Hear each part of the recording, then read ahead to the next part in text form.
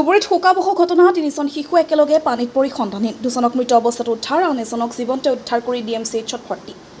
এটা পৰিয়ালৰ তিনিজন শিশু তিনি ভাতৃৰ সন্তানৰ মাজত দুজনৰ মৃত্যু এজন জীৱন্তে উদ্ধাৰ মৃত অৱস্থাত উদ্ধাৰ 6 বছৰীয়া আবু সাইদ আৰু 8 বছৰীয়া সুলতানা পাৰবিন নামৰ দুটি শিশু কৰিপুৰ আৰক্ষী আৰু SDR বাহিনী আন এটি কন্যা শিশুক জীৱন্তে উদ্ধাৰ কৰি ধুবুৰী মেডিকেল কলেজলৈ প্ৰেৰণ কৰে কৰিপুৰ আৰক্ষী থানাৰ অন্তৰ্গত ডাঙিৰচৰ চালেৰ আলকা গাঁৱত সংঘটিত হৈছে এই কৰুণ ঘটনা সম্প্ৰতি মৃত শিশু দুটিক মৰণোত্তৰ পৰীক্ষাৰ বাবে ধুবুৰী মেডিকেল কলেজ হস্পিটেলত লৈ নিয়ে গৌৰীপুৰ আৰক্ষীয়ে জানিব পৰা মতে প্ৰথমে এটি শিশু পানীত পৰে এটি বচাবলৈ আন এটি শিশু পানীত জাপ দিয়াত তিনি সন্ধানহীন হয় পিছত ঘটনাস্থলীত গৌৰীপুৰ আৰক্ষী আৰু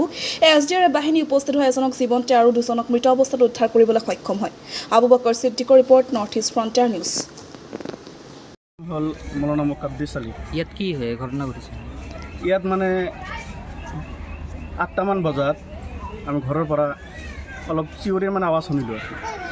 আৱাজ শুনাৰ পিছত আমি দৌৰি আহিলোঁ ইয়াত অহাৰ পিছত দেখোঁ যে তিনিজন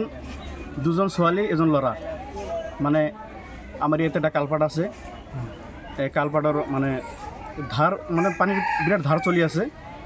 তাত মানে গৈ আছে ডুবি আছে এজনক মানে বড় যেখন আছিল ডাঙৰ যেখন আছিল সেইসকলে মানে এওঁলোকে মানে ধৰিছে আৰু দুজন মানে পানী লৈ গৈছে আৰু লৈ যোৱাৰ পিছত এটা মানে আমি আমাৰ গ্ৰামৰ সকলো মানুহে মিলি ওই যেগুলো মানে ঝাঁকি জাল কয় আমাৰ ভাষাত এই ঝাঁকি জাল মানে ফেলে এজনক উঠালোঁ আৰু এজন পোৱাৰ পিছত মানে থানাত আমি কমপ্লেইন কৰিলোঁ কমপ্লেইন কৰাৰ পিছত থানাৰ পৰা মানুহ আহিলে ডুবাৰুবিলাক আহিলে অহাৰ পিছত মানে বহুত চেষ্টা কৰাৰ পিছত সেইখন মানুহক মানে সেইখন ছোৱালীও মানে পোৱা গ'ল আৰু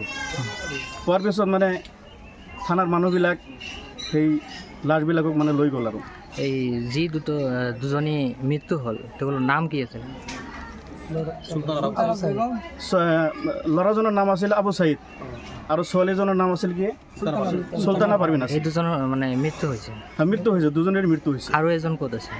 আৰু এজন ঘৰত আছে সেইটো মানে সুস্থ আছে ঘৰত আছে এইটো চিৰিয়েল চাই ঘৰত আছে